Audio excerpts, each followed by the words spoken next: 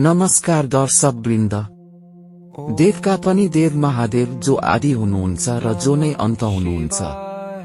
आज हामी भगवान शिवसँग जोडिएका 10 यस्ता अद्भुत रहस्यहरू बताउनेछौं जसले तपाईको जीवनलाई हेर्ने दृष्टिकोण बदलिदिनेछ र जीवन जिउने नयाँ प्रेरणा दिनेछ।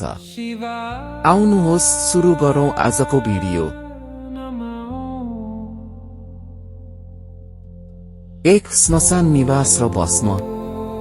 शिव ब्रह्माण्डका मालिक भएर पनि महलमा होइन श्मशानमा बस्नुहुन्छ। उहाँले शरीरभरि खरानी बस्नुहुन्छ।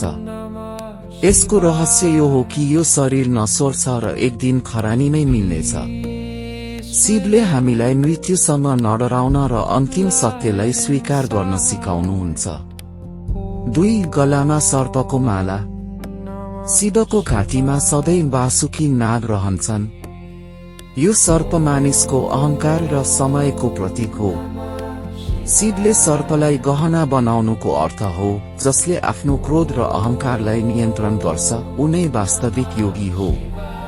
3 तेस्रो आँखाको शक्ति। शिवको निधारमा रहेको तेस्रो आँखा विवेक र अन्तर्दृष्टिको प्रतीक हो। जब अज्ञानता र पाप बढ्छ तब यो आँखा खुल्छ र अधर्मको विनाश हुन्छ। यसले हामीलाई बाहिरी आँखाले मात्र नभई भित्री ज्ञानले संसारलाई हेर्न सिकाउँछ। 4 जटामा गंगाको वास। स्वर्गबाट ओर्लिएकी गंगाको प्रचण्ड वेगलाई थाम्न शिवले उनलाई आफ्नो जटामा बाँध्नुभयो। यो रहस्यले शक्ति र ज्ञानको सन्तुलन सिकाउँछ। यदि गंगा सिधै धरतीमा आएकी भए प्रलय हुने थियो। शिवले उनलाई शान्त पारेर जीवनदायिनी बनाउनुभयो। 5 अर्धनारीश्वर स्वरूप। शिव आधा पुरुष र आधा नारीको रूपमा चिनिनुहुन्छ। यसले संसारमा पुरुष ऊर्जा र प्रकृति शक्तिको मिलन बिना सृष्टि असम्भव छ भन्ने बुझाउँछ। यो लैंगिक समानताको सबैभन्दा ठूलो आध्यात्मिक उदाहरण हो। 6 नीलकण्ठको रहस्य। समुद्र मन्थनबाट निस्केको विष पिएर शिवले संसारलाई विनाश हुनबाट बचाउनुभयो।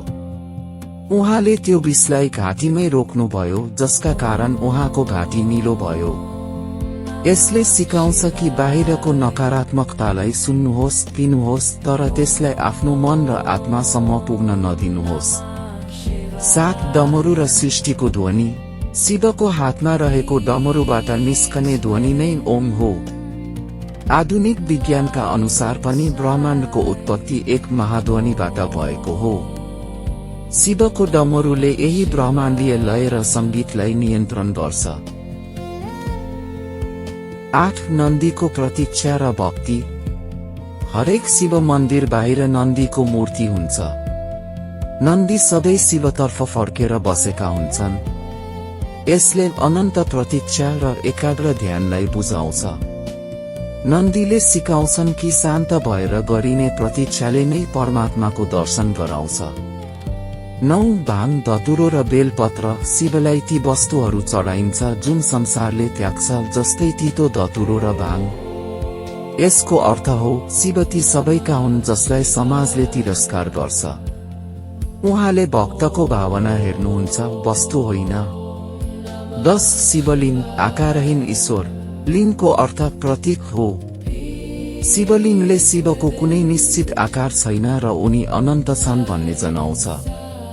यो ब्रह्माण्डको कोस्मिक एग अर्थात् ब्रह्माण्डीय अण्डाको प्रतीक हो जहाँबाट सबै ऊर्जा उत्पन्न हुन्छ।